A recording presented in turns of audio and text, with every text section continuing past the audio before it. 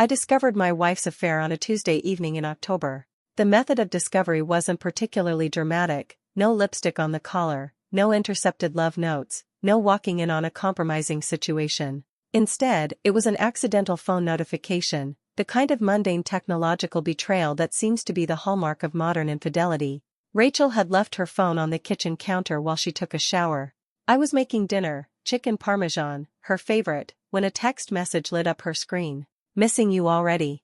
Last night was incredible. Can't wait for this weekend when she's visiting her brother. The message was from Mike W. I knew exactly who that was, Michael Wilson, her co-worker at the architectural firm where she'd worked for the past 3 years. I'd met him at company events, tall, confident, recently divorced. Rachel had mentioned him occasionally, always professionally, always carefully. I stood there, wooden spoon in hand, sauce forgotten on the stove as I processed what I was seeing. The message itself was unambiguous. The reference to this weekend when I was scheduled to visit my brother in Chicago removed any possibility of innocent explanation. My first instinct wasn't rage or confrontation, but verification. I needed to be certain before I acted. With a calm that surprised even me, I picked up her phone. Rachel and I had always known each other's passcodes, not because we snooped, but because we'd never felt the need for secrets. Until now, apparently. Her text history with Mike W. confirmed everything. Their affair had been going on for at least 2 months, with increasingly intimate messages and carefully coordinated meetings while I was working late or out of town. The most recent exchange discussed their plans for the coming weekend at his apartment while I would be conveniently away.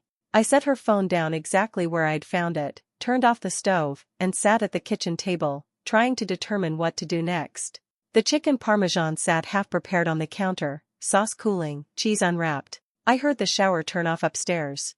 When Rachel came down 15 minutes later, hair damp and dressed in the Northwestern University sweatshirt I'd given her 3 Christmases ago, I was still sitting at the kitchen table. The unfinished dinner remained where I'd abandoned it. "Everything okay?" she asked, glancing at the stove. "I thought we were having chicken parm tonight." "Your phone got a message while you were in the shower," I said, my voice surprisingly steady. "From Mike W." Her expression shifted in subtle ways, confusion, then recognition, then the smallest flash of panic before settling into forced neutrality. For someone who had been lying to me for months, she wasn't particularly skilled at hiding her reactions. "Oh," she said, the single syllable carrying forced casualness. She picked up her phone, glanced at it, then set it down too quickly. "Probably about the Henderson project. We're on deadline this week." "Rachel," I said quietly, "I saw what he wrote. And I saw your previous messages." The room seemed to compress around us, the air suddenly thick with tension. Rachel's face cycled through several emotions before settling on something between defiance and shame. "You went through my phone?" she asked, attempting to shift the focus. "The message appeared on your screen. And yes, after reading it, I looked at your conversation history with him." I maintained eye contact. "You're having an affair with Mike." It wasn't a question, and Rachel didn't treat it like one. She sank into the chair opposite me, her shoulders slumping slightly. "It's complicated, Daniel," she began. "Actually, it seems quite straightforward from the messages I read," I countered. "You've been sleeping with your coworker for at least 2 months, coordinating your meetings around my schedule, and planning to spend this coming weekend at his apartment while I'm in Chicago." Rachel flinched at the clinical recitation of facts. "I was going to end it," she said weakly. "When? Before or after this weekend?" The question hung between us unanswered. How long would it have continued if I hadn't seen that message tonight? Rachel had no response, her eyes fixed on the table between us. The silence stretched uncomfortably. "I need some time to think," I finally said, standing up. "I'm going to pack a bag and stay at Kyle's tonight." "Daniel, wait." Rachel stood, reaching toward me. "We should talk about this." "About what, exactly?" I asked. "About how you've been lying to my face for months. About how you were planning to kiss me goodbye on Friday morning and then go straight to your lover's apartment? What is there to talk about right now that isn't just you trying to manage the situation?" "It's not what you think. It's exactly what I think," I cut her off. "The messages were explicit, Rachel. There's no ambiguity here." I walked upstairs to our bedroom, pulled a duffel bag from the closet, and packed enough clothes for a few days. Rachel followed, hovering in the doorway, occasionally starting sentences that trailed off into nothing. I moved with mechanical efficiency, my mind oddly clear despite the emotional earthquake reshaping my reality. When I came back downstairs, bag in hand, Rachel was crying quietly in the kitchen, the half-prepared dinner still sitting untouched on the counter. The sight caused a painful twist in my chest, but I pushed through it. "I'll call you tomorrow," I said. "Once I've had some time to process this." As I drove to my friend Kyle's apartment, the shock began to give way to a deeper hurt. Rachel and I had been married for 6 years, together for 9. We'd met in graduate school, me studying engineering, her in architecture. We'd built our careers in parallel, bought our house 2 years ago, and had recently started discussing having children. The foundation I thought we'd built together had just revealed a catastrophic structural flaw. Kyle, to his credit, asked no questions when I showed up at his door at 9 p.m. with a duffel bag and a shell-shocked expression. He simply handed me a beer, set up the guest room, and said, "Whatever you need, man." I called in sick to work the next day, something I rarely did. My phone showed multiple missed calls and messages from Rachel, which I wasn't ready to address. Instead, I spent the morning researching divorce attorneys and trying to understand what separation would mean financially and logistically. Around noon, my phone rang with a call from Harold Bennett, Rachel's father. I hesitated before answering, unsure what Rachel might have told her parents about the situation. "Daniel," Harold's deep voice came through the line, "Rachel told us what happened. I think we need to talk." "I'm not sure there's much to discuss right now, Harold," I replied carefully. "Please, son, come over for dinner tonight, just to talk things through. You're family to us, and families work through problems together."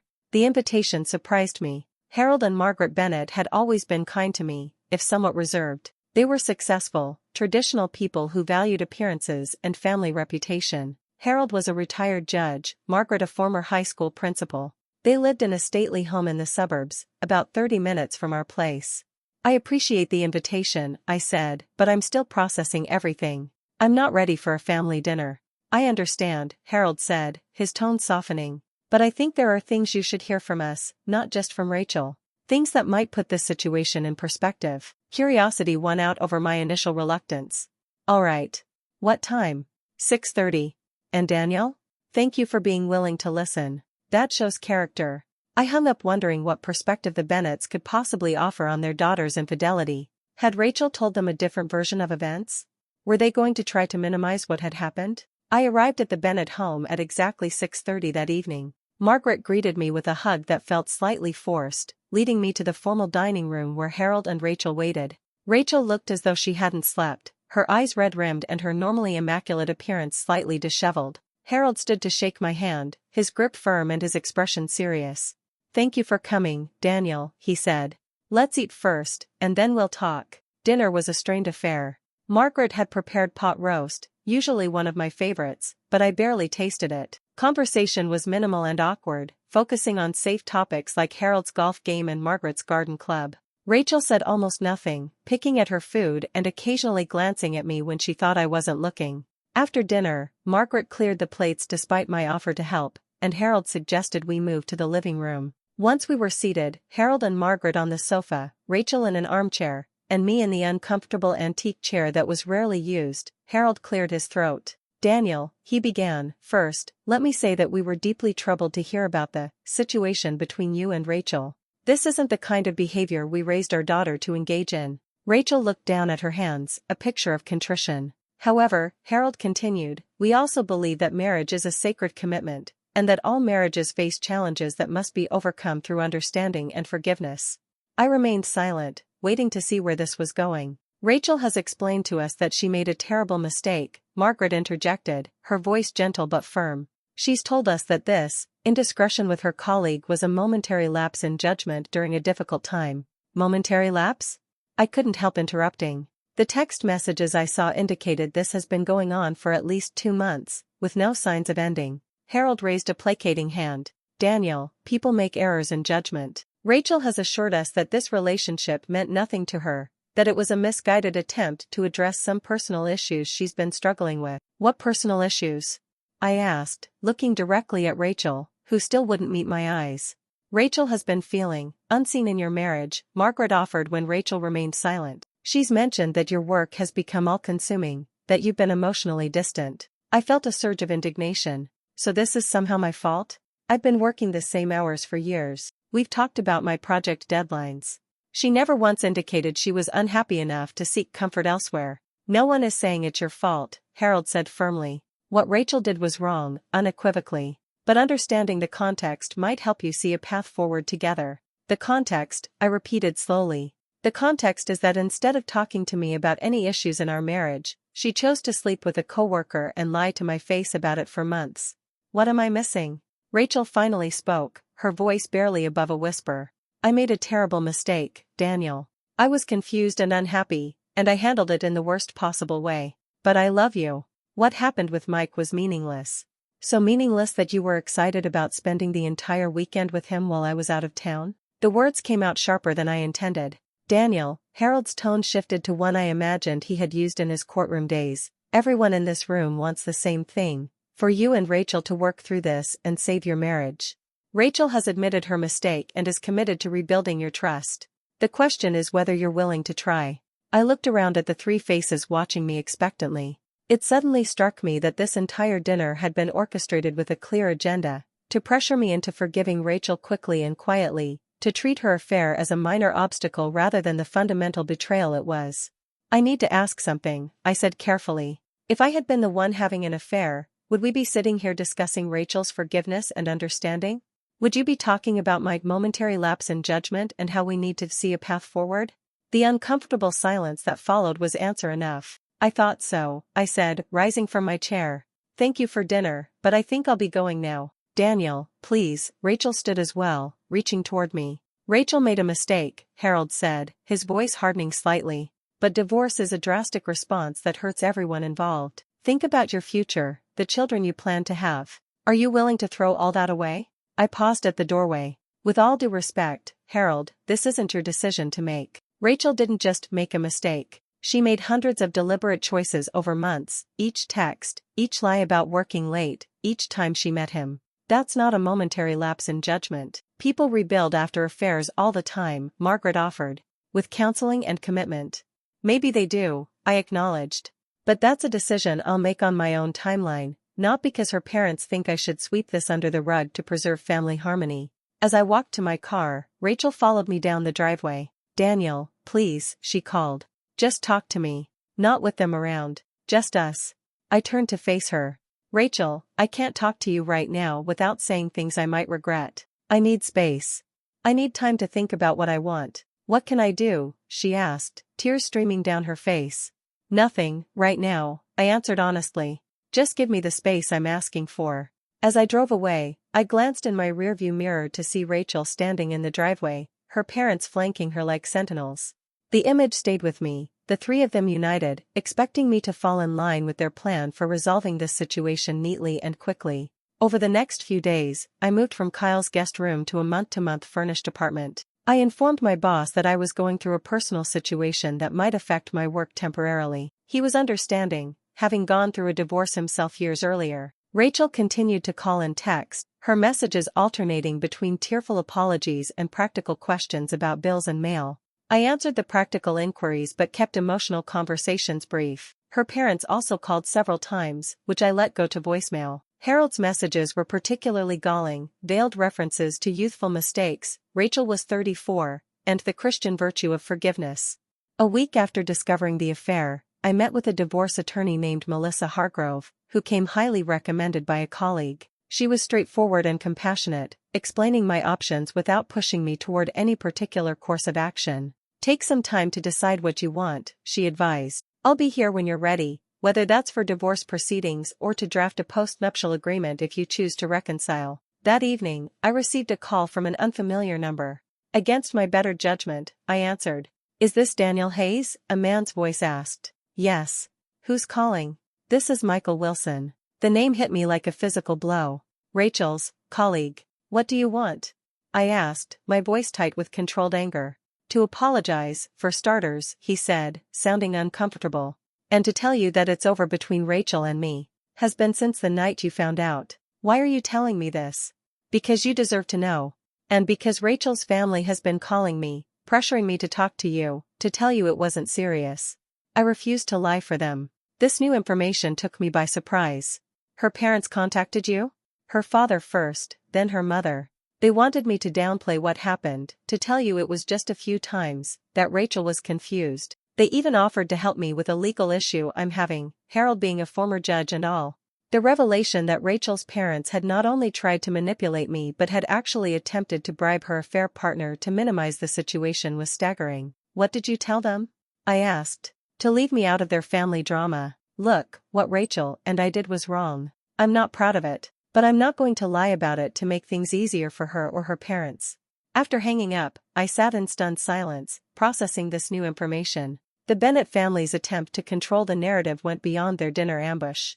They were actively working to reshape reality to fit their preferred outcome, me forgiving Rachel quickly and quietly, the family reputation intact, the inconvenient affair relegated to a minor footnote. I decided then that I needed complete distance, not just from Rachel, but from the entire Bennett family and their manipulations. I texted Rachel. I need 30 days of no contact to think clearly. Please respect this boundary. I'll reach out when I'm ready to talk. Then I blocked her number, her parents' numbers, and her email. I needed clarity, and I wouldn't find it while they were all trying to influence my perspective. Those 30 days of silence became the most clarifying period of my adult life. Without the constant pressure and emotional manipulation, I could finally examine what had happened and what I truly wanted moving forward. I focused on my work, started seeing a therapist, reconnected with friends I'd neglected, and began rebuilding my sense of self outside of my marriage. By the time the 30 days were up, I had made my decision. I wasn't ready to file for divorce immediately, but I also wasn't willing to simply move back in and attempt to rebuild as if nothing had happened. I needed honesty, accountability, and genuine remorse, not the performance Rachel and her family had been staging. I unblocked Rachel's number and called her. She answered immediately. Daniel, she breathed, sounding both relieved and anxious. I've been so worried. We need to talk, I said simply. In person, alone. No parents, no manipulation, just truth. Of course, she agreed quickly. When? Where? Tomorrow at noon. The coffee shop on Maple. Just you and me. As I hung up, I felt strangely calm. Whatever happened next, I knew one thing for certain: I would no longer allow Rachel or her family to dictate the terms of my response to her betrayal. It was time for honesty, however uncomfortable it might be for the Bennetts' carefully cultivated family image. The truth, I had realized during my 30 days of silence, was the one thing they seemed most afraid of, and therefore, the thing I needed most to insist upon. I arrived at Maple Street Coffee 15 minutes early and chose a table in the back corner, offering some privacy while still being in a public place. The cafe was busy enough that we wouldn't be overheard, but not so crowded that we'd feel pressured to rush our conversation. Rachel arrived precisely at noon, looking more composed than the last time I'd seen her but still showing signs of strain. The dark circles under her eyes were partially concealed with makeup, and she'd lost weight she didn't need to lose. She spotted me immediately, ordered something at the counter, then made her way to my table.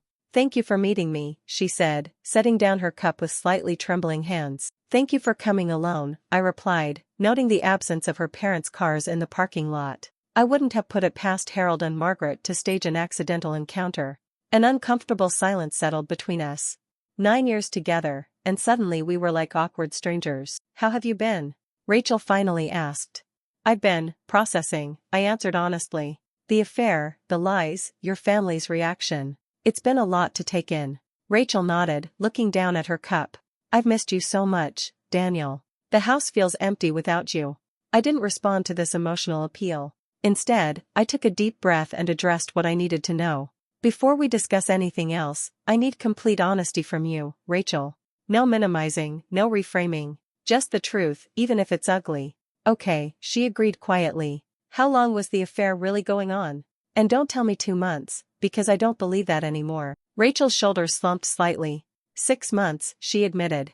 "It started in April, after the firm's anniversary party." April. 6 months of deception, not 2. Half a year of looking me in the eye every day while living a double life. And the nature of it? Your parents described it as a momentary lapse in judgment, which seemed absurd even when I thought it was 2 months. "It was regular," Rachel said, struggling visibly with providing the details I was asking for. "We would meet at his apartment on days when you worked late, sometimes during lunch breaks at a hotel near the office." Each word felt like another brick added to the wall forming between us, but I needed to hear it. "Did you ever bring him to our house? To our bed?" This question had been tormenting me for weeks. "No," Rachel said quickly, meeting my eyes for the first time. "Never. I wouldn't do that. The irony of her drawing this moral line after crossing so many others wasn't lost on me, but I felt a small measure of relief nonetheless. Michael called me, I said, watching her reaction carefully. Rachel's eyes widened in genuine surprise. He what? When? During my 30 days of silence. He told me your parents contacted him, tried to get him to downplay the affair to me, even offered to help him with some legal issue. Color drained from Rachel's face. I didn't know that. Did you know they contacted him at all? They told me they were handling things, she admitted. I didn't ask for details. I was a mess after you left, Daniel. I wasn't thinking clearly. And now? Are you thinking clearly now? Rachel nodded slowly. I think so. Clearer than I have in a long time, actually. Then help me understand why, Rachel. Not how it happened, I get the logistics. But why? We were talking about starting a family. Was our marriage so terrible that betraying me for half a year seemed like a reasonable choice? Tears welled in her eyes. No, our marriage wasn't terrible. That's what makes this all so much worse. She paused, seeming to search for words. It started as attention, I guess. Validation. Mike would compliment my work, seek out my opinion, make me feel special. You and I had fallen into such a routine. Everything was fine, but nothing was exciting. So you were bored, I said flatly. And instead of talking to me about it, you decided sleeping with your coworker was the solution. It sounds awful when you put it that way. It was awful, Rachel. It is awful. There's no nice way to frame what happened. She wiped at her tears. I know. I'm not trying to justify it. There's no justification. I made terrible choices, over and over again. I betrayed you, and our vows, and everything we built together. Her admission was more straightforward than I had expected, without the qualifications and deflections her parents had offered. Why did you tell your parents? And why did they get so involved? Rachel looked uncomfortable. I didn't tell them immediately. After you left, I was staying at the house alone, falling apart. My mom kept calling, asking why I wasn't answering, so she came over. She found me, in a bad state. I ended up telling her everything. And they decided the best approach was to pressure me into forgiveness while minimizing what actually happened. They were trying to protect me, Rachel said, though she didn't sound convinced. They've always managed things. Fixed problems. I'm not a problem to be fixed, Rachel. And what happened isn't something that can be managed away with a stern dinner conversation and some guilt about wedding vows. I know that, she said quietly. I told them their approach was making things worse, but they insisted they knew best. My father especially, he's not used to people questioning his judgment. We fell silent for a moment, the ambient cafe noise filling the space between us. What do you want, Rachel? I finally asked. Not what your parents want for you, not what you think I want to hear. What do you actually want? She took a shaky breath. I want another chance, Daniel. I want to rebuild what I destroyed. I know I don't deserve it, and I know it would take a long time to earn back your trust, but that's what I want. I love you. The affair was never about not loving you. If you loved me, how could you? I stopped myself, recognizing the futility of that line of questioning. Never mind. The more important question is, if I gave you another chance, what would be different? How do I know this wouldn't happen again the next time you feel unappreciated or bored? I've started therapy, Rachel offered, twice a week. Not the counselor my parents suggested, but someone I found on my own. I've been working on understanding why I made these choices, why I was so willing to risk everything that mattered. And what have you learned? That I've spent my life trying to please my parents, earn their approval. That I've been defining myself through other people's validation for so long that I don't know who I am without it. She paused. That doesn't excuse what I did to you. Nothing could. But I'm trying to understand the broken parts of myself that made such terrible decisions seem acceptable. Her self-awareness surprised me. It was the first thing she'd said that didn't sound rehearsed or defensive. I appreciate your honesty, I said after a moment. It's a start, but I need time to think about what this means for us. I can't just come home and pretend this didn't happen. I understand, Rachel nodded. Whatever you need, however long it takes. I don't want to lose you, Daniel. You should have thought about that 6 months ago, I said, not unkindly but truthfully. As our conversation wound down, we discussed practical matters, house maintenance, mail, bills. I told her I'd extended the lease on my apartment for another month while I continued to sort through my thoughts. She accepted this without protest, a marked difference from her parents pushing for an immediate reconciliation. We parted with an awkward goodbye, neither of us certain how to physically interact now. The familiar kiss or hug seemed inappropriate, but a handshake too formal. We settled for a brief, uncomfortable half-embrace before heading to our respective cars. On the drive back to my apartment, I found myself unexpectedly hopeful. Not about our marriage necessarily, but about the possibility of getting closure, one way or another. Rachel's apparent willingness to be honest and take responsibility, without her parents' interference, was a positive sign, even if it had come too late to prevent the damage. The next evening, I received a call from a number I didn't recognize. Wary after Michael's unexpected contact, I almost didn't answer, but curiosity won out. "Hello? Daniel, it's Margaret Bennett." I suppressed a sigh. "Hello, Margaret. I hope I'm not interrupting anything," she said, her tone carefully pleasant. "I wanted to check in after your meeting with Rachel yesterday. She said it went well. Did she?" I replied noncommittally, annoyed that Rachel had immediately reported back to her parents and that Margaret was now checking up on me. "Yes," she seemed encouraged. "We're all hopeful that this is the beginning of healing for your marriage." "Margaret," I said as politely as I could manage, "I appreciate your concern, but conversations between Rachel and me are private. I'm not comfortable discussing our meeting with you." "I understand, of course," she backtracked smoothly. "We just want what's best for both of you. Family has to stick together during difficult times." "Speaking of family," I said, deciding to address the issue directly, "I've learned that you and Harold contacted Michael Wilson, tried to get him to downplay the affair to me, even offered him some kind of legal help." There was a pause on the line. "That's not exactly what happened, Daniel. Harold simply reached out as one professional to another, to understand the situation better. By offering to help with his legal problems if he told me the affair wasn't serious?" "You're misinterpreting." "I don't think I am, Margaret. And it makes me question whether I can trust anything you or Harold say about this situation." Another, longer pause. "We were trying to protect our family," she finally said, her voice cooler now. "Sometimes that requires difficult decisions.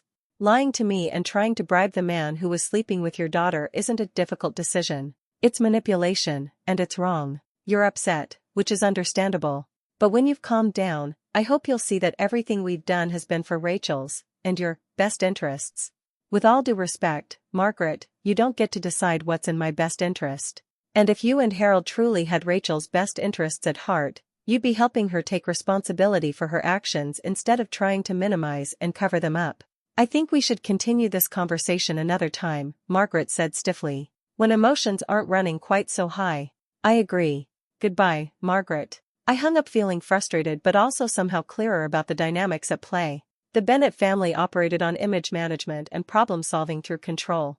Rachel's affair had threatened that carefully maintained facade, so they had mobilized to fix it, not by addressing the actual issues, but by pressuring me to move past them quickly and quietly. The next week passed relatively peacefully. Rachel respected my request for space, sending only a few brief texts about practical matters. I focused on work, therapy, and rebuilding my routine as an individual rather than half of a couple. Then, on Saturday morning, a knock at my apartment door interrupted my coffee and reading.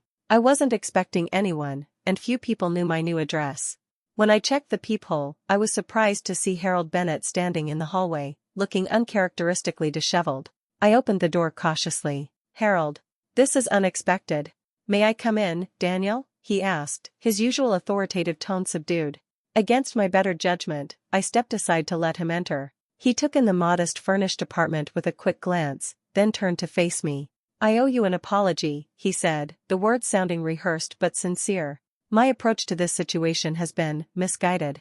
I gestured for him to sit on the small sofa while I took the armchair opposite. "I'm listening." Harold settled himself, looking uncomfortable in the IKEA furniture that was a far cry from his custom pieces at home. "Margaret and I thought we were helping Rachel, and by extension, you, by trying to facilitate a quick resolution. We were wrong to interfere, and especially wrong to contact Mr. Wilson." The admission surprised me. "What brought about this change of perspective?" Harold sighed heavily. "Rachel moved back home with us 3 days ago. She said she couldn't bear being in the house alone anymore, surrounded by reminders of what she'd lost.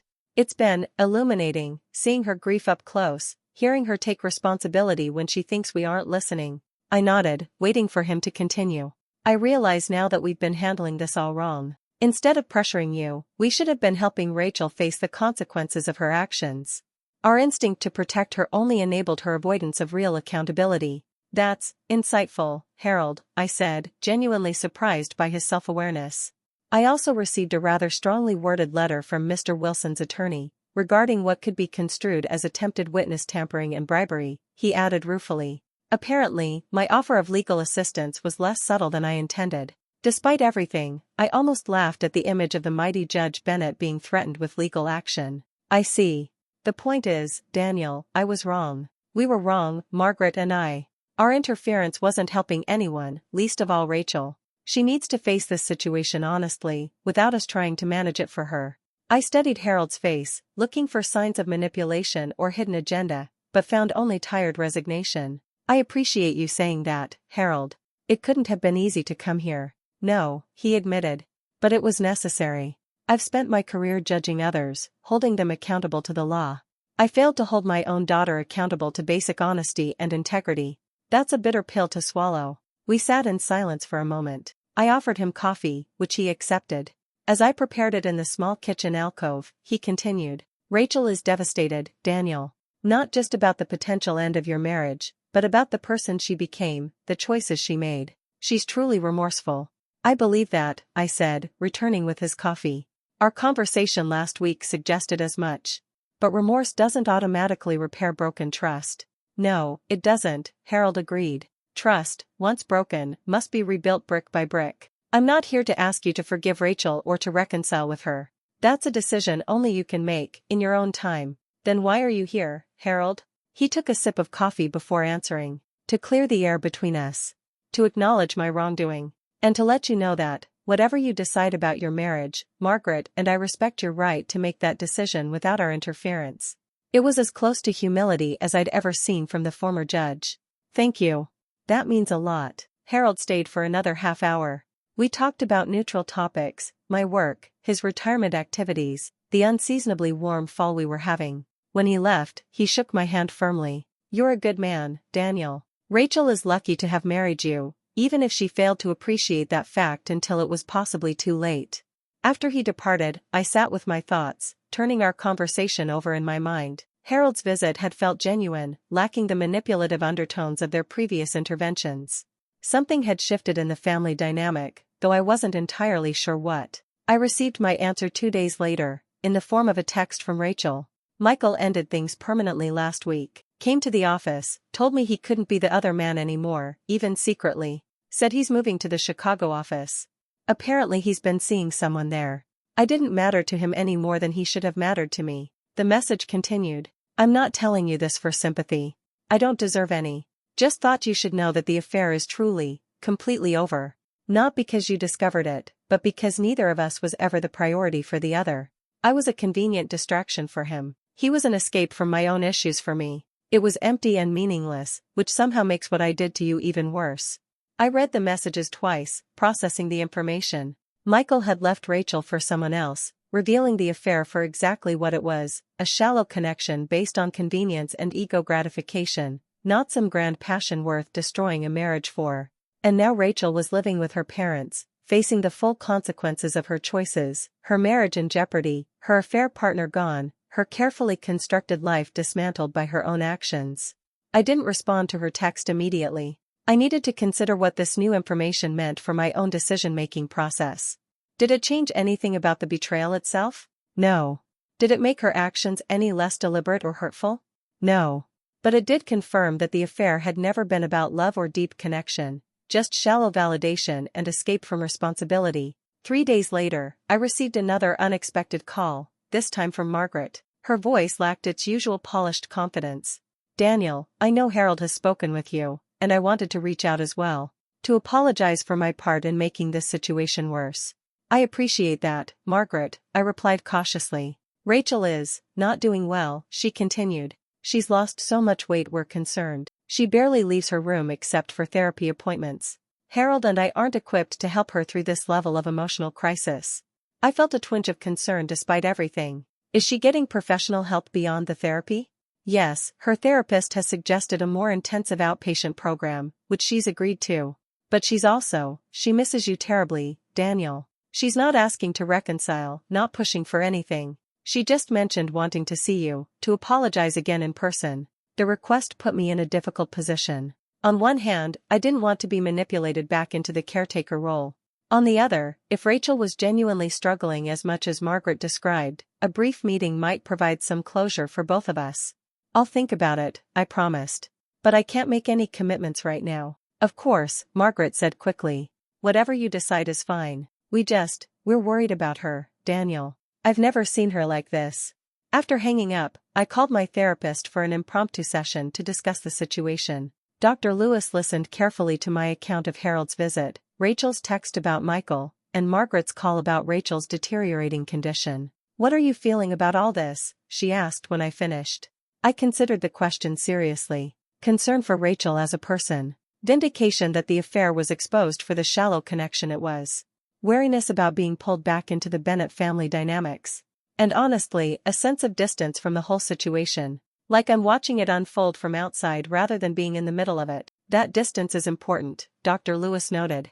It suggests you're gaining perspective rather than just reacting emotionally. As for seeing Rachel, that's entirely your choice. If you do decide to meet with her, I'd suggest a public place, a time limit, and clear boundaries about what the conversation will and won't include. I thanked her for the advice and spent the evening considering my options. By morning, I had made my decision. I texted Rachel directly. "I heard from your mother that you're going through a difficult time. I'm willing to meet briefly this weekend if you think it would be helpful. Coffee shop on Maple, Saturday at 2 p.m. Let me know if that works for you." Her response came almost immediately. "Thank you, Daniel. Saturday at 2 works perfectly. I appreciate your willingness to meet more than I can express."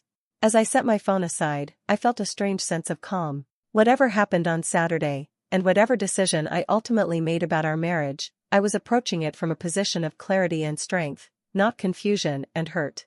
The month of separation had given me perspective I couldn't have gained otherwise. The Bennetts had tried to control the narrative, to pressure me into a quick forgiveness that served their family image more than Rachel's actual accountability or my genuine healing. Their plan had backfired spectacularly, leading instead to Rachel facing the full consequences of her actions while I found unexpected clarity in the midst of betrayal. Now, as they begged for my understanding and possible forgiveness, I found myself in a position I had never anticipated, complete emotional independence from their influence and expectations. Whatever came next would be on my terms, not theirs, and that, regardless of the outcome, felt like its own kind of victory. Saturday arrived with the kind of perfect autumn weather that had once been my favorite: crisp air, golden sunlight, leaves turning brilliant shades of red and orange. Rachel and I had always loved fall hikes in the nearby state park, collecting vibrant leaves and stopping for hot apple cider afterward. Those memories felt like they belonged to different people now. I arrived at the coffee shop 15 minutes early again, choosing the same corner table. This time, however, the familiarity of the setting brought no comfort. I was meeting my wife to discuss the potential end of our marriage in the same place where we'd had our first meaningful conversation about her affair. There was a certain symmetry to it, though not the kind anyone would wish for. Rachel arrived 5 minutes early, looking significantly worse than during our previous meeting. Margaret hadn't exaggerated about the weight loss. Rachel's clothes hung loosely on her frame, and her face had a gaunt quality that accentuated the dark circles under her eyes. She spotted me immediately but stopped at the counter to order before joining me. "Thank you for meeting me," she said quietly as she sat down, echoing her words from our last encounter here. "You're welcome," I replied, trying to keep my tone neutral despite the concern I felt seeing her physical state. "Your mother mentioned you haven't been doing well." Rachel grimaced slightly. "I wish she hadn't told you that. I didn't ask to see you so you'd feel sorry for me. Why did you want to see me, then?" She wrapped her hands around her coffee cup, as if drawing warmth from it. "A few reasons. First, to apologize again, now that I understand better what I was actually apologizing for." I raised an eyebrow, waiting for her to elaborate. "Before, I was sorry for hurting you, for betraying our marriage," she explained. "That was true, but it was surface level. I've realized I was apologizing for the consequences, not fully comprehending the depth of what I'd done. And now? Now I understand that I didn't just have an affair. I systematically lied to you for months. I prioritized momentary validation over the foundation of trust we'd built for years. I disrespected you not just as a husband but as a person who deserved basic honesty." She took a shaky breath. "And when you found out, instead of owning it completely, I allowed my parents to interfere and try to minimize what happened." Her assessment was surprisingly accurate, showing more insight than I had expected. "The second reason," she continued when I didn't immediately respond, "is to let you know about the steps I'm taking. Not to convince you to reconcile, but because you deserve to know I'm addressing the broken parts of me that led to such terrible decisions. I appreciate that, I said cautiously. What steps are those? I'm in intensive outpatient therapy 3 times a week. I've resigned from the firm. I couldn't continue working there after everything that happened, especially once Mike left for Chicago. She paused, taking a sip of her coffee. I'm also attending a support group for people working through relationship trauma, both those who caused harm and those who experienced it. And I've started volunteering at a women's shelter, trying to do something useful with all this self-awareness I've gained at such a high cost. I nodded, acknowledging the substantive nature of these changes. That sounds like a comprehensive approach. It's the least I can do, Rachel said simply. I destroyed something precious through my selfishness. I can't undo that, but I can make sure I understand why I was capable of it and work to become someone who never would be again. We sat in silence for a moment, the ambient noise of the cafe filling the space between us. I studied her face, looking for signs of the performance I'd seen during the dinner at her parents' house. Instead, I saw only exhaustion and genuine regret. And the third reason? I finally asked. Rachel met my eyes directly. To tell you that I've signed a lease on a small apartment near my new job. I'm moving out of my parents' house next week. This surprised me. I thought you were struggling significantly. Is living alone a good idea right now? Probably not, she admitted with a hint of a sad smile. But living with my parents is worse.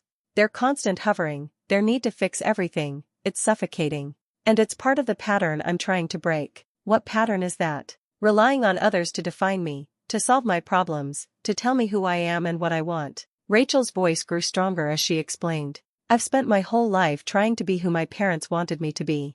The perfect daughter, the successful professional, the ideal wife. When that identity started feeling hollow, I looked for validation elsewhere instead of figuring out who I actually am and what I truly want. Her insight struck a chord with me. Throughout our marriage, Rachel had always deferred to her parents' expectations in ways I'd found frustrating but had learned to accept. Their influence extended from holiday traditions to career decisions to our home decor. I had attributed it to close family ties, but now I recognized it as something more problematic. That's significant self-awareness, I acknowledged. It took losing everything that mattered to finally see it, she replied.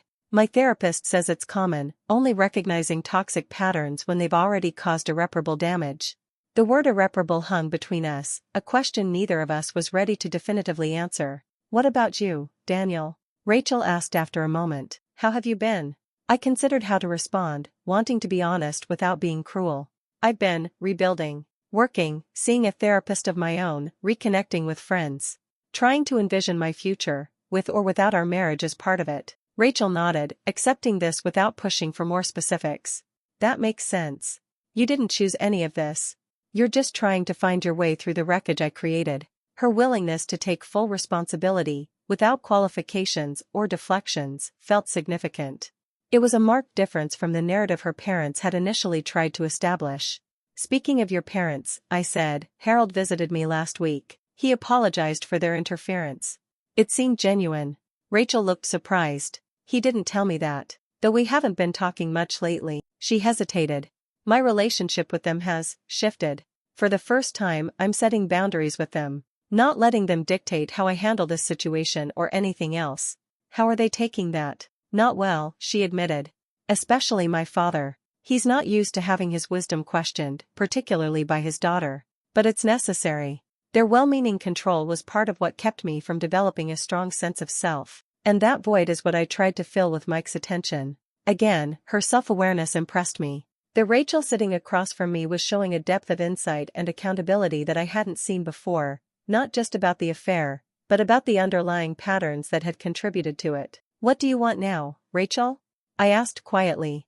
Not what your parents want for you, not what you think I want to hear. What do you actually want for your future? She considered the question carefully before answering. I want to become someone I can respect again. Someone who understands her own wants and needs without seeking external validation to feel complete. Someone who communicates honestly, even when it's difficult. She paused, then continued, and yes, I still love you, Daniel. I would be lying if I said I didn't hope that someday, when I've done the work I need to do, there might be a chance for us to rebuild.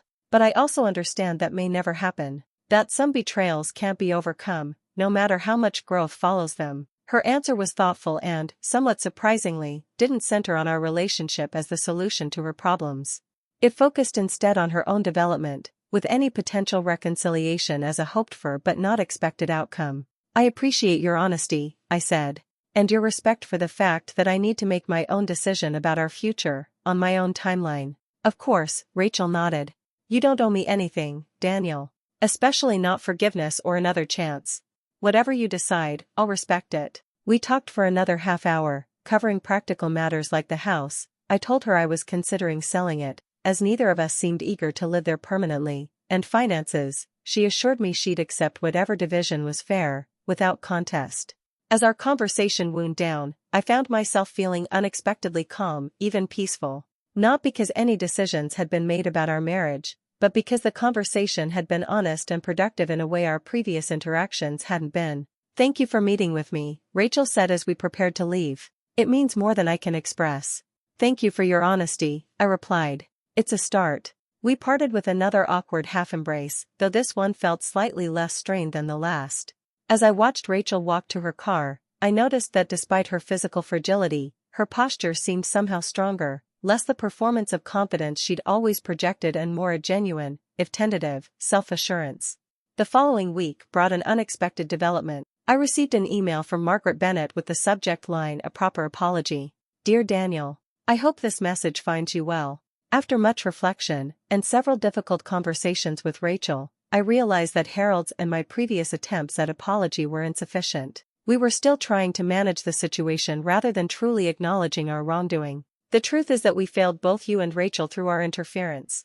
Instead of encouraging our daughter to face her actions honestly and accept the consequences, we tried to minimize and cover up what happened. We contacted Michael Wilson not just to understand the situation, as I claimed, but to pressure him into downplaying the affair. We manipulated the dinner conversation to make you feel morally obligated to forgive quickly and quietly. These actions were wrong. They disrespected your intelligence, your autonomy, and your right to process this betrayal in your own way. They also undermined Rachel's opportunity to take full responsibility and grow from this painful experience. Our behavior stemmed from a lifetime of believing we knew best, of prioritizing family image over authentic relationships. We're trying to recognize and change these patterns now, though it's challenging after so many decades. I don't expect this apology to change anything about your decision regarding your marriage. That remains entirely yours to make. I simply wanted you to know that we genuinely regret our actions and are working to respect both your and Rachel's boundaries going forward. With sincere apologies, Margaret Bennett. The email struck me as the most genuine communication I'd ever received from my mother-in-law. There were no subtle manipulations, no implied expectations, just a straightforward acknowledgement of wrongdoing and a commitment to change. It suggested that the shift in family dynamics Rachel had mentioned was indeed significant. I sent a brief but appreciative reply, acknowledging Margaret's apology and expressing hope that their relationship with Rachel would evolve in healthier directions. I stopped short of making any statements about the future of my marriage, maintaining the boundary I'd established about making that decision on my own timeline. Over the next few weeks, a new routine emerged. Rachel and I met for coffee every Saturday afternoon, not to discuss reconciliation specifically, but to maintain open communication and continue untangling our intertwined lives.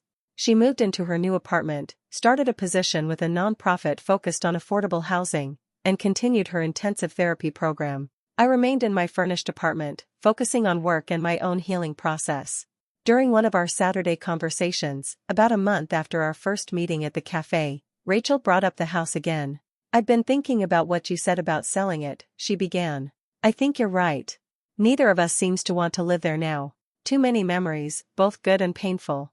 "I agree," I said. "I've spoken with a realtor about listing it in the spring, when the market is typically better." Rachel nodded. "That makes sense. In the meantime, it's just sitting empty, costing us both money." "I've considered renting it out temporarily," I admitted. "But managing tenants while going through all this seemed like added stress neither of us needs." "What if?" Rachel hesitated.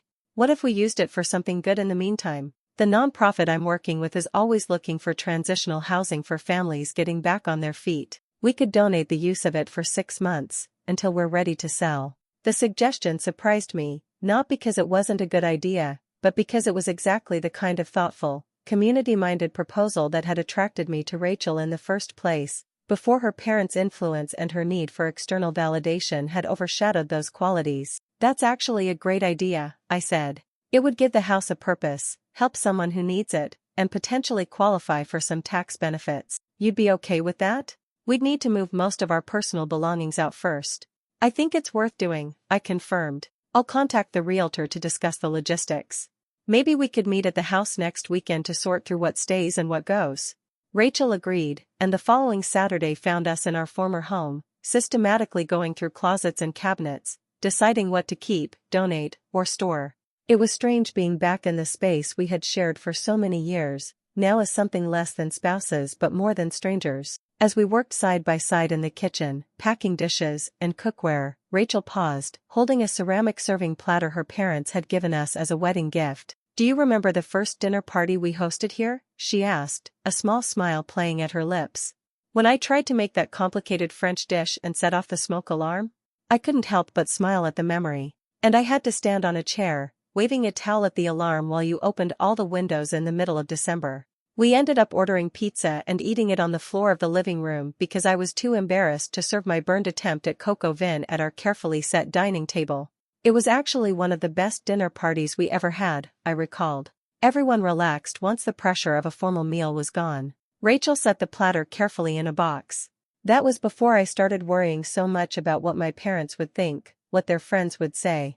Before I started trying to curate a perfect image instead of just living authentically. The observation hung between us, both an explanation and a regret. We continued working in companionable silence, the familiar rhythm of cooperation temporarily overshadowing the complicated reality of our situation. By late afternoon, we had made significant progress, with labeled boxes stacked neatly in the garage and several bags ready for donation. We stood in the emptier living room, surveying our work. Thank you for doing this with me, Rachel said. It would have been much harder alone. It made sense to do it together, I replied. More efficient. Still, I appreciate it. She hesitated. Daniel, can I ask you something? And please be honest. Of course. Are you happier now? Without me, without the pressure of dealing with my family and my issues? The question caught me off guard with its directness. I considered it seriously before answering. I'm calmer, in some ways. There's a certain peace in making decisions solely based on what I think is best, without navigating family politics or conflicting loyalties. I paused, wanting to be honest without being cruel. But happier? No, I wouldn't say that. There's still a lot of grief about what happened, what was lost. A lot of sorting through what was real and what wasn't in our relationship. Rachel nodded, accepting this without visible distress. That makes sense. I've wondered sometimes if you might be better off without all the complications I brought into your life. Life is complicated, Rachel. Every relationship has challenges. What happened between us wasn't about normal complications, it was about fundamental trust and honesty. I know, she acknowledged quietly. I just hope that someday, whether we're together or not, you find happiness again. You deserve that. The sincerity in her voice touched me. This wasn't the strategic emotional appeal her parents had attempted, but a genuine expression of care without expectation of reciprocation. I hope the same for you, I replied honestly. As we finished cleaning up and prepared to leave the house, Rachel turned to me with a tentative expression. Next Saturday, would you want to meet somewhere other than the coffee shop? Maybe take a walk in Riverside Park before the weather turns too cold? Just to break the routine a bit. The invitation seemed innocent enough, a change of scenery rather than a significant escalation in our interactions. That sounds fine, I agreed. Usual time? Perfect, she smiled, a genuine expression that reached her eyes. That evening, as I returned to my apartment, I found myself reflecting on the day's interactions. Being with Rachel had felt easier than expected. Not because I had forgotten the betrayal or was ready to forgive, but because the person I had spent time with today seemed more authentic than the version of my wife I had known in recent years. The thought was both comforting and unsettling. Comforting because it suggested Rachel was genuinely working on the issues that had contributed to her affair. Unsettling because it raised questions about how much of our marriage had been performance rather than reality. The following week brought another unexpected communication, an email from Harold with a formal letterhead. Daniel, I'm writing to inform you that I've established a trust fund to cover expenses related to the house while it's being used for transitional housing. This includes utilities, maintenance, and insurance costs for the 6-month period you and Rachel have generously committed to the program. To be absolutely clear, This is not an attempt to influence your decision about your marriage in any way. There are no strings attached, no expectations of gratitude or reciprocation. I've arranged everything through my attorney to maintain appropriate boundaries while supporting a worthy cause. I wanted you to be aware of this arrangement so you wouldn't be surprised by any associated documentation you might receive. The trust is structured to operate independently, requiring no management on your part. Respectfully, Harold Bennett. The formal tone and clear boundaries represented a significant departure from Harold's previous approach. The financial support itself was substantial but presented in a way that respected my autonomy rather than attempting to leverage obligation. It suggested that the changes in the Bennett family dynamics were continuing to evolve in healthier directions. Saturday's walk in Riverside Park with Rachel proved surprisingly pleasant. The autumn colors were at their peak, and the physical activity provided a natural rhythm to our conversation. We talked about work, books we'd been reading, the transitional housing program that would soon be using our house. Rachel mentioned her continuing therapy and some of the insights she'd gained about her patterns of people-pleasing and seeking external validation. My therapist pointed out something interesting, she said as we paused on a bridge overlooking the river. Apparently, I have a tendency to become whoever I think someone wants me to be, rather than figuring out who I actually am. That sounds accurate from what you've described about your relationship with your parents, I observed. Yes, but she pointed out it wasn't just with them. I did it with you too, in subtler ways. Rachel leaned against the railing, watching the water flow beneath us. Early in our relationship, I noticed you valued authenticity and straightforwardness, so I presented myself as more direct and decisive than I actually felt. I noticed you respected intelligence and competence, so I emphasized those aspects of myself and hid my insecurities. The observation gave me pause. I never asked you to be anything other than yourself, Rachel. I know, she said quickly. This wasn't about you demanding I change.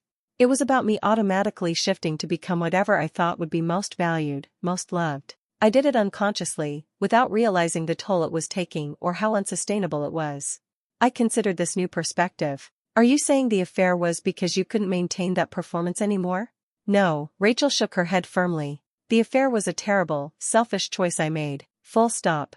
But understanding this pattern helps me see why I was so vulnerable to external validation, why attention from someone new felt so intoxicating. I was exhausted from trying to be perfect in everyone's eyes, my parents, yours, colleagues, friends. Mike's admiration offered a temporary escape valve, a space where I could be imperfect and still feel wanted. Her insight was thought-provoking. While it didn't excuse her betrayal, it did provide context that helped me understand the underlying dynamics more clearly. What does authentic Rachel look like? I asked, genuinely curious. When you're not performing for parents or partners or colleagues? She laughed softly. I'm still figuring that out. But so far, she's more opinionated than I've allowed myself to be. More creative, less concerned with appearances and status. More willing to admit when she's struggling instead of maintaining a perfect facade. She sounds interesting, I said honestly. I'm not sure I ever fully knew that version of you.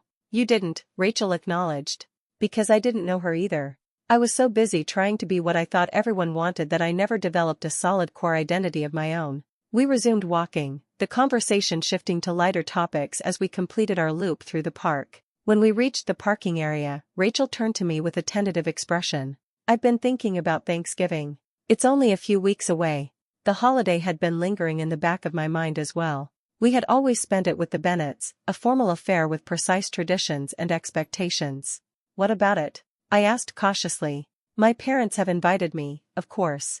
But I've decided not to go this year. It doesn't feel right, pretending everything is normal when so much has changed. She paused. I volunteered to help serve meals at the community center instead. They're always short-staffed on holidays. That sounds like a good alternative, I said, impressed by her choice to break from family tradition in favor of community service. I just wanted you to know, Rachel continued, in case you were worried about awkward invitations or expectations. My parents understand my decision, though they're not happy about it. I've made it clear that I'm making my own choices now. Her proactive communication about the holiday plans, with clear boundaries and no pressure, represented another positive shift in how she was handling our complicated situation. I appreciate the heads up, I told her.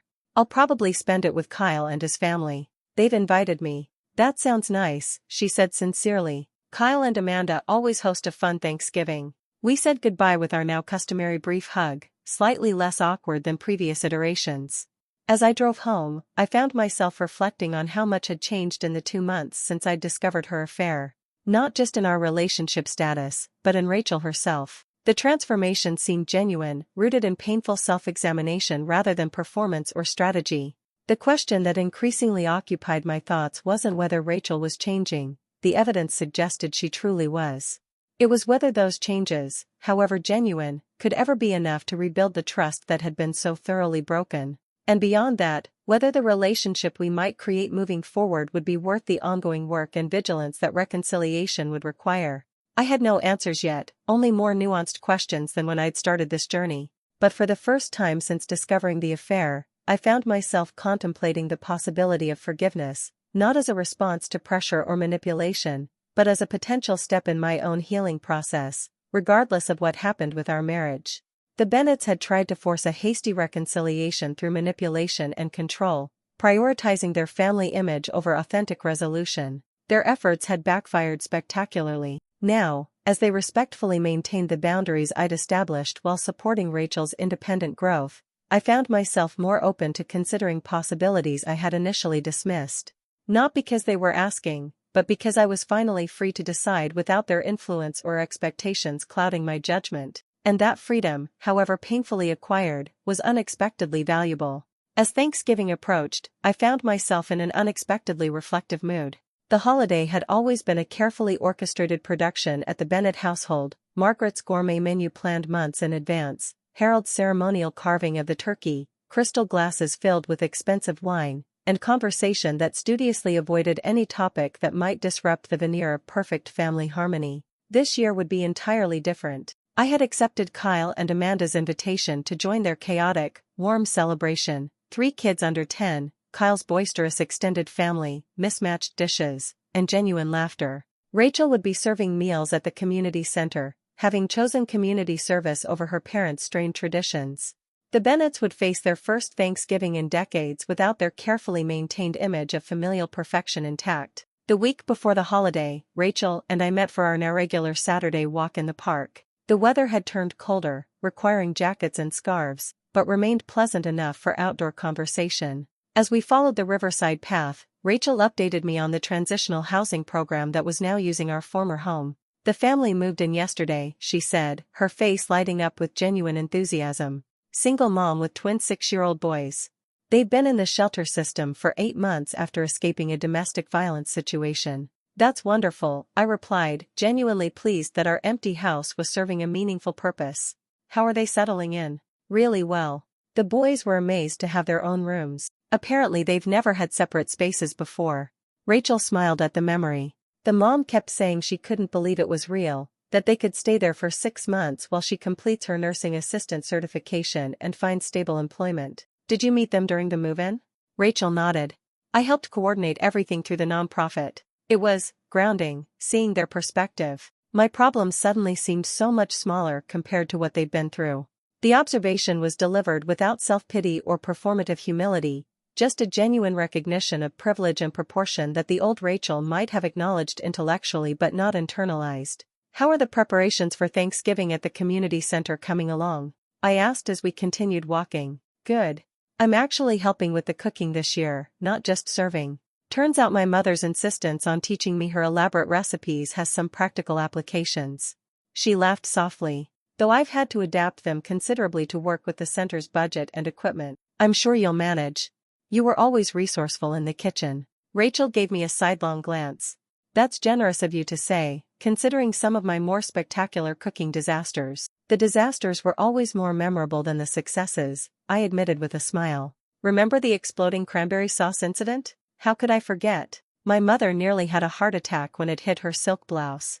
Rachel shook her head at the memory. She made me soak it in club soda for hours while she lectured about proper stirring techniques. The easy reminiscence felt natural, a shared history acknowledged without the weight of recent betrayal overshadowing every interaction. As we completed our circuit around the park and approached the parking area, Rachel turned to me with a slightly hesitant expression. I have something for you, she said, reaching into her bag and pulling out a manila envelope. It's not a gift, exactly. More like, information I thought you should have. I accepted the envelope with a questioning look. What is it? The financial records you asked for a few weeks ago, my current accounts, retirement funds, all of it, plus a proposed division of assets that my attorney helped me draft. She hurried to add, it's just a starting point for discussion, not a formal offer. I wanted you to have time to review it with your lawyer before we need to make any decisions. The proactive provision of financial information, without me having to push for transparency, was another example of Rachel's changing approach. Rather than waiting for demands or requirements, she was anticipating needs and addressing them directly. Thank you, I said, tucking the envelope into my jacket. I'll look it over this weekend. There's no rush. Just, whenever you're ready to discuss next steps, I wanted you to have all the information. The implication that she was prepared for whatever decision I might make, reconciliation or divorce, hung unspoken between us. We parted with our usual brief hug, now familiar enough to be comfortable rather than awkward. That evening, I reviewed the financial documents Rachel had provided. They were thorough and clearly organized, showing her current salary at the nonprofit, significantly lower than her previous architecture firm position, her retirement accounts, and her modest savings. The proposed division of assets was surprisingly favorable to me, allocating me a larger percentage of our joint investments and savings to offset keeping the house proceeds once it's sold. There were no hidden accounts, no attempts to shield assets or minimize her financial picture. Just transparent disclosure and a fair proposal that prioritized clean separation over contentious negotiation. I forwarded everything to my attorney with a request for her assessment, though my initial impression was that Rachel was being more than reasonable. Thanksgiving Day at Kyle and Amanda's was exactly the chaotic, warm gathering I had expected. Their kids, aged 8, 6, and 4, raced through the house with their cousins, occasionally pausing at the adult table long enough to stuff food into their mouths before disappearing again. The conversation flowed naturally from topic to topic, punctuated by laughter and good-natured disagreements about everything from politics to the best method for cooking a turkey. You look more relaxed than I've seen you in months, Kyle observed as we stepped onto the back deck after dinner, beers in hand. The Bennett-free holiday agrees with you. It's refreshing, I admitted. No performance, no judgment, no carefully maintained appearances. How are things going with Rachel? You've been pretty quiet about it lately. I considered the question, trying to articulate my complex feelings. She's different. Or maybe she's finally showing me who she always was beneath the perfect wife persona. Either way, she's more authentic now, taking responsibility, making independent decisions, setting boundaries with her parents. That's good, right? Kyle asked cautiously. It is.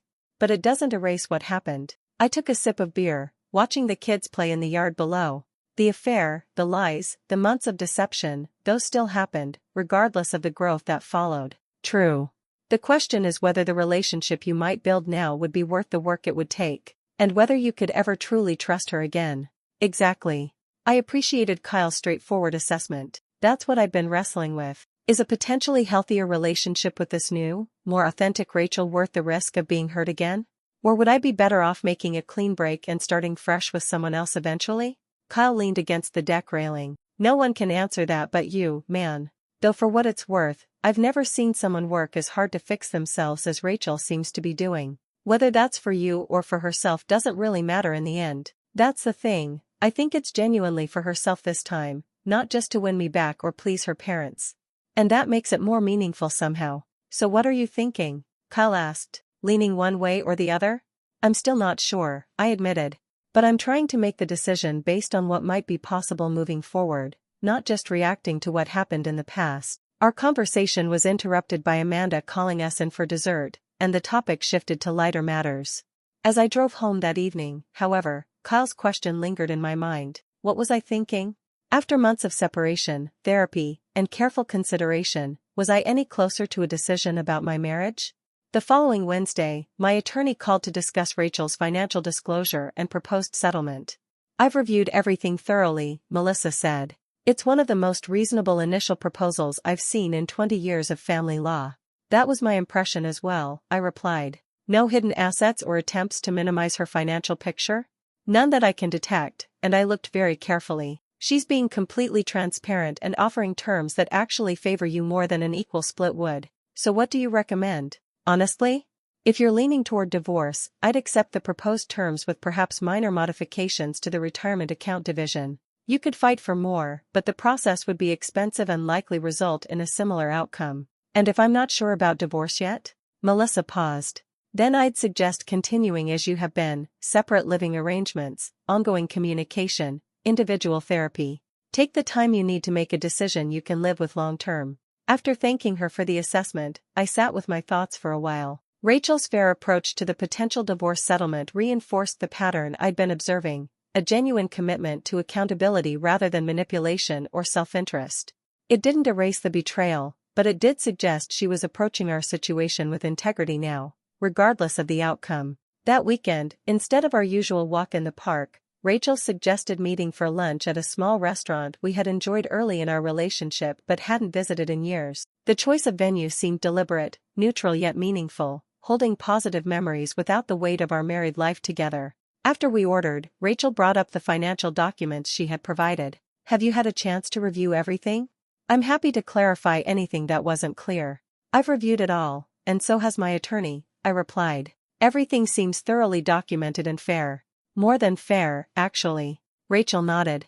That was my intention. I wanted to make sure you knew I wasn't trying to extract anything from this situation or make things difficult. I appreciate that. It's consistent with how you've been handling everything since our first real conversation after the discovery. She looked down at her water glass, tracing a finger through the condensation. I've been thinking a lot about what happens next. For both of us, separately and potentially together. What conclusions have you reached? That I need to be prepared for either outcome, she said simply. If you decide reconciliation isn't possible, I need to accept that with grace and continue my own healing journey. If you're open to trying again, I need to be ready for the long, difficult work of rebuilding trust. And which outcome are you hoping for? I asked, genuinely curious about her perspective. Rachel met my eyes directly. I would be lying if I said I didn't hope for a chance to rebuild our marriage. I love you, Daniel. Not in the dependent, validation-seeking way I did before, but in a clearer, more grounded way. I see you now, really see you, not just what you can provide or reflect back to me. She paused, collecting her thoughts. But I also understand that love isn't always enough. Trust, once broken, may never fully heal. And you might simply be happier and more at peace without the weight of what happened between us.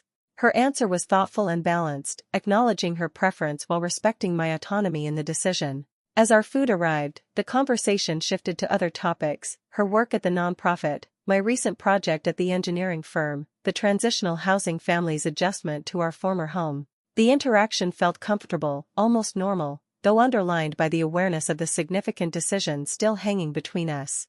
After lunch, as we walked to our cars, Rachel touched my arm lightly.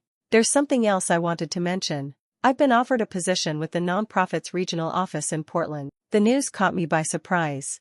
Oregon? That's significant. I haven't accepted yet, she clarified quickly. It would start in March, coordinating transitional housing programs across the Northwest. It's a great opportunity, and I'm qualified for it because of my architectural background combined with my current work. Are you considering it seriously? Rachel nodded. I am, but I wanted to talk to you before making any decisions. If there's any possibility of us working things out, I wouldn't take a job across the country. But if you're leaning toward divorce, it might be a good fresh start for me. The prospect of Rachel moving thousands of miles away stirred unexpected emotions. Throughout our separation, the possibility of reconciliation had remained at least theoretically available. Her potential relocation would effectively close that door, making divorce the default outcome rather than a deliberate choice. When do you need to give them an answer? I asked. Mid-January. So there's time. She looked at me carefully. I'm not trying to pressure you into a premature decision, Daniel. I just wanted to be transparent about the opportunity and how it might factor into the timeline. I appreciate the heads up, I said, processing the information. It's something to consider. We parted with our usual hug, though this one lingered a moment longer than previous ones. As I drove home, my mind kept returning to the possibility of Rachel moving across the country. The thought produced a complex mixture of emotions, concern for her being so far from her support system, relief at the potential clean break a significant distance would create, and an unexpected sense of loss at the idea of her building a new life completely separate from mine. December arrived with unseasonably cold weather and the inevitable holiday decorations throughout the city. Rachel and I continued our weekly meetings, alternating between walks, when weather permitted, and meals at neutral restaurants. Our conversations remained open and comfortable, though we carefully avoided directly addressing the decision about our marriage that loomed larger as her January deadline for the Portland position approached. Mid-month, I received a text from Harold that surprised me. "Daniel, I hope this message finds you well. Margaret and I are holding our annual holiday open house this Sunday afternoon. We understand if you choose not to attend, but wanted you to know you're welcome. No pressure or expectations. Rachel has informed us she will not be attending, so there would be no awkwardness in that regard." The invitation was unexpected. The Bennett's holiday open house was a carefully orchestrated social event, typically attended by their extensive network of colleagues, community leaders, and family friends. My presence, separated from their daughter, with the circumstances widely known among their social circle, would inevitably create the kind of uncomfortable questions and gossip they typically avoided at all costs. After consideration, I decided to decline politely, texting back, "Thank you for the invitation, Harold. I appreciate the gesture but think it's best if I skip this year's event. Please give my regards to Margaret." His response came quickly. "Understood completely. The invitation stands for any future events, regardless of what happens between you and Rachel. You've conducted yourself with dignity throughout this difficult situation, and we respect you for that." The exchange was another indicator of the shift in the Bennett family dynamics. The Harold of 6 months ago would have either excluded me entirely or pressured me to attend for appearance's sake. This version respected my decision without manipulation or guilt. When I mentioned the invitation to Rachel during our next meeting, she seemed genuinely surprised. "I had no idea they invited you," she said. "Though I'm glad they respected your decision not to attend." "You're really not going?" She shook her head. "No. I told them I'm focusing on different priorities this holiday season. I'm volunteering at the Children's Hospital Christmas event instead." How did they take that? "About as well as you'd expect," Rachel said with a rueful smile. "My mother was disappointed, my father was briefly stern, but neither tried to change my mind. That's progress, I suppose." "Significant progress, based on their previous approach," I observed. "They're trying," Rachel acknowledged. "It's not always successful, but they're genuinely attempting to respect boundaries now. My therapist says it's common for family dynamics to shift when someone breaks established patterns. Everyone has to adjust to the new reality." The week before Christmas, I received an unexpected package at my apartment. The return address showed Rachel's name, but it wasn't wrapped as a gift, just a plain brown shipping box. Inside was a leather-bound journal and a handwritten note. "Daniel, this isn't a Christmas gift or an attempt to influence your decision in any way. It's simply something I thought might provide additional context as you consider our future. When I started therapy, my counselor suggested keeping a journal to process my thoughts and track my progress. This is that journal, covering the past 4 months. It contains my unfiltered reflections on what happened, why I made the choices I did, and the work I've been doing to become a healthier person. You're under no obligation to read it. If you decide it would be intrusive or unhelpful, feel free to return it to me or simply set it aside. But if you're interested in better understanding my perspective and journey, it might provide insights our conversations haven't fully captured. Regardless of what you decide about the journal or our marriage, I want you to know that these months of separation, while painful, have been transformative for me. I'm grateful for the space you've given me to face myself honestly and begin the work of genuine change. Rachel." I stared at the journal for a long while, considering the implications of reading such personal reflections. On one hand, it might provide valuable insight into Rachel's authentic thoughts and growth process. On the other, it felt potentially invasive, like accessing someone's therapy sessions without their therapist's mediation. After careful consideration, I decided to read it, recognizing that Rachel had offered it voluntarily as a window into her internal journey. I wouldn't necessarily read every entry, but sampling the contents might help me understand her perspective more fully as I approached my decision about our future. The journal began in early September, shortly after our initial confrontation about the affair. The first entries were raw and sometimes difficult to read, Rachel processing her shame, documenting her parents' misguided attempts to fix the situation, and acknowledging the depth of her betrayal. As the entries progressed through October and November, I could trace her evolving self-awareness, the challenging work of examining her patterns, and her growing independence from her parents' influence. One entry from mid-November particularly stood out. "I realize today that I've spent my entire life terrified of disappointing people, my parents, teachers, friends, Daniel, without ever stopping to consider whether their expectations were reasonable or aligned with my authentic self. I've been a chameleon, shifting colors to match whatever environment would bring the most approval. until I lost sight of what my true colors actually are. The affair with Mike was the most extreme example of this pattern, seeking validation and excitement from a new source when the old ones weren't providing the constant approval I craved. It was selfish and destructive, but it was also a symptom of a much deeper problem. I didn't know who I was outside of others' perceptions of me. The irony is that by making the worst possible choice and facing the consequences, I'm finally finding my authentic self. Not because I wanted this painful journey, but because it stripped away all the performative layers I'd built up over decades. There's nowhere to hide from yourself when you've hit bottom. If Daniel decides reconciliation isn't possible, and he would be completely justified in that decision, I'll carry this lesson forward. I'll build a life based on genuine self-knowledge rather than external validation. And if by some miracle he's willing to try again, I'll bring a whole, authentic self to that relationship rather than a carefully constructed persona designed to please. The entry captured what I had been observing in our interactions, a fundamental shift from performance to authenticity, regardless of audience or outcome.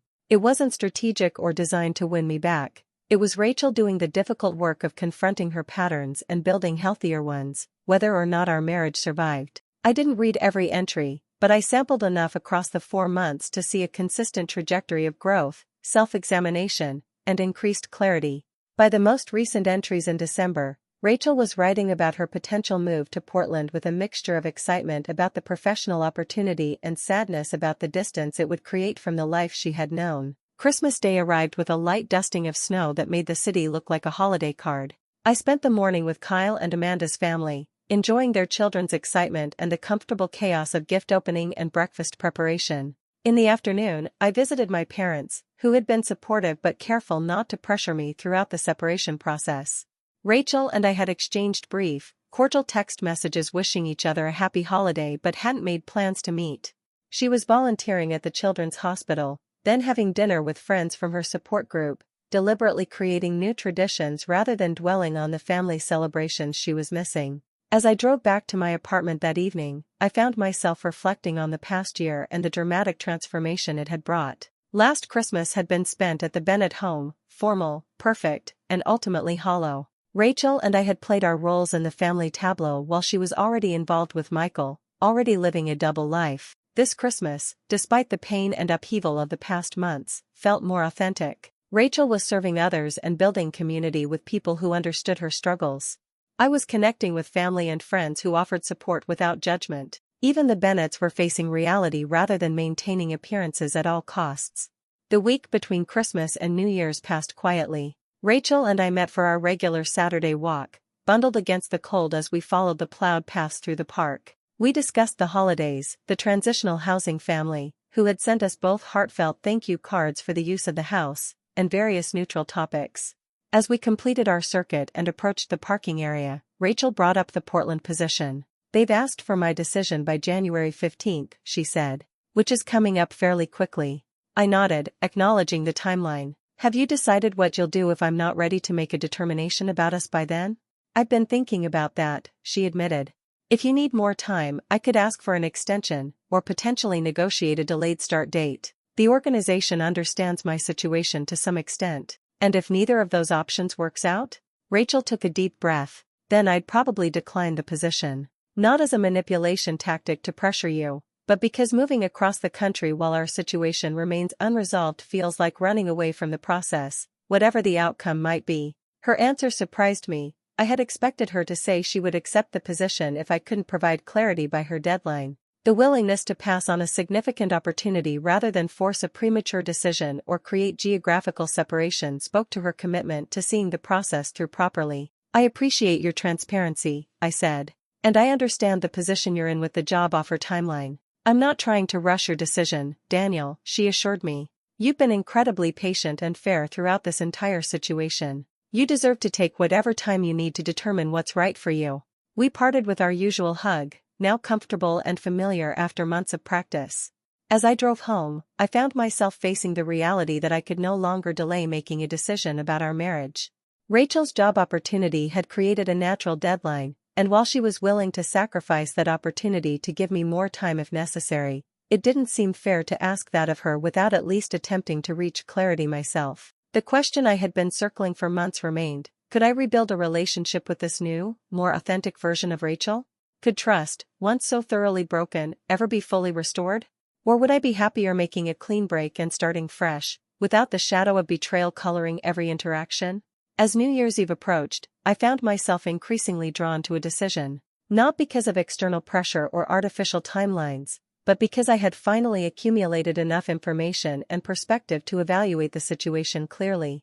Rachel had done everything right since our first real conversation after the affair's discovery. She had taken full responsibility without qualifications or excuses. She had respected my boundaries and need for space. She had engaged in deep therapeutic work to understand and change her patterns. She had made difficult choices to establish independence from her parents' influence. She had offered complete transparency about finances and future plans. She had consistently prioritized honest communication over impression management. None of this erased what had happened. The affair, the lies, the months of deception, these remained unchangeable facts of our shared history. But they existed alongside new facts: Rachel's genuine transformation, my own growth through the painful process, and the possibility that what we might build moving forward could actually be stronger than what had existed before, precisely because it would be based on authenticity rather than performance. On New Year's Eve, after declining several party invitations in favor of quiet reflection, I made my decision. I texted Rachel, "Are you free tomorrow afternoon? I'd like to talk in person." Her response came quickly. "Yes, I'm free. Would 2 p.m. at the cafe on Maple work?" I confirmed the time and place, then spent the remaining hours of the year putting my thoughts in order. I wanted to be clear and direct about my decision, without either minimizing the betrayal or dismissing the growth that had followed it. When the clock struck midnight, marking the beginning of a new year, I felt a sense of peace with the path I had chosen. Whatever happened next, it would be the result of careful consideration rather than reactive emotion or external pressure, my choice, made on my terms and timeline. The next afternoon, I arrived at the cafe early, selecting our usual corner table. Rachel arrived precisely on time, unwinding her scarf as she approached. She looked nervous but composed, clearly aware that this meeting likely involved my decision about our future. "Happy New Year," she said as she sat down, attempting a smile that didn't quite reach her eyes. "Happy New Year," I echoed. "Did you do anything special last night?" "Not really. Quiet evening at home, reflecting on the past year and what I hope for in the new one." "You?" "The same, actually." I took a deep breath. "Rachel, I've made a decision about our marriage." She nodded, her hands clasping tightly around her coffee cup. "I thought you might have. I want to be completely honest with you," I began. "What happened, the affair, the lies, your parents' interference, it broke something fundamental between us. Trust that took years to build was destroyed in an instant, and there's no way to simply rewind to how things were before." Rachel nodded, her eyes already glistening with unshed tears. "I understand. But," I continued, "I also believe that people can change when they confront their mistakes honestly and do the difficult work of addressing root causes. And you've demonstrated that kind of change consistently over these past months." Hope flickered across her face, though she remained silent, waiting for me to finish.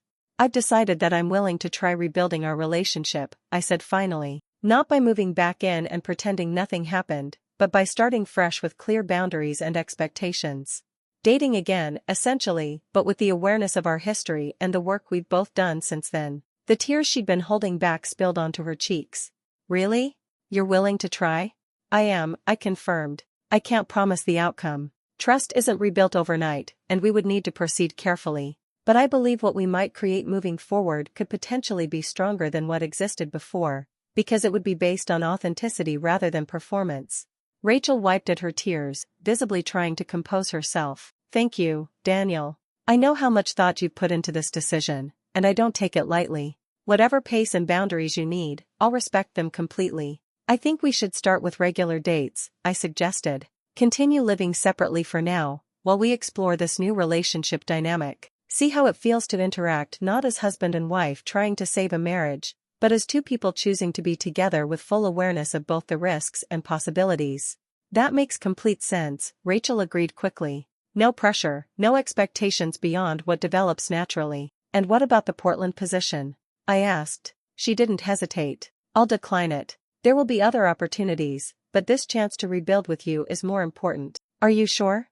I don't want you to sacrifice a significant career advancement for something that might not work out." "I'm sure," she said firmly. "This decision isn't just about us potentially reconciling. It's also about me following through on the process I've started, seeing it to its natural conclusion rather than running away to a new location. Whether we ultimately stay together or not, I need to complete this chapter properly. Her answer reflected the self-awareness and authenticity I had observed developing over our months apart, a willingness to make difficult choices based on internal values rather than external validation or fear of confronting reality. We spent the next hour discussing practical aspects of this new arrangement, how often we might see each other, what kinds of activities would help us reconnect, how we would communicate about feelings and concerns that arose along the way. The conversation felt both familiar and entirely new, like rediscovering someone I had known intimately but was now meeting from a different perspective. As we prepared to leave, Rachel asked hesitantly, "Should I tell my parents about your decision? They've been respecting boundaries, but they do ask occasionally how things are progressing." "You can tell them if you want," I replied. "But make it clear that we're taking things slowly, rebuilding from the ground up rather than simply resuming our marriage. I don't want any pressure or expectations from them." "I'll be very clear about that," she promised. They've finally started to understand that their interference only makes things worse. We parted with a hug that felt different from our previous ones, still careful, but with a new quality of hope underneath the restraint. As I watched Rachel walk to her car, I felt neither certainty that we would succeed nor fear that we would fail. Instead, I experienced a calm readiness to discover what might be possible when two people choose to connect authentically, with full awareness of both past wounds and potential healing. The Bennetts had tried to force an outcome through manipulation and control, prioritizing appearance over substance. Their efforts had failed spectacularly. Now, after months of painful growth and honest reflection, Rachel and I were choosing a different path, one based on truth rather than performance, authentic connection rather than external expectations. Whatever happened next would be our choice, made freely and with clear eyes. And that, I realized, was the most important outcome of this difficult journey, not the specific decision about our marriage, but the reclaiming of our autonomy to make that decision without interference or manipulation. The Bennetts had tried to cover Rachel's affair. Now they were learning, along with their daughter, that real relationships couldn't be managed or controlled, only lived honestly, with all the messiness and uncertainty that entailed. It was a lesson that had come at a tremendous cost, but one that might ultimately lead to something more genuine and valuable than what had been lost.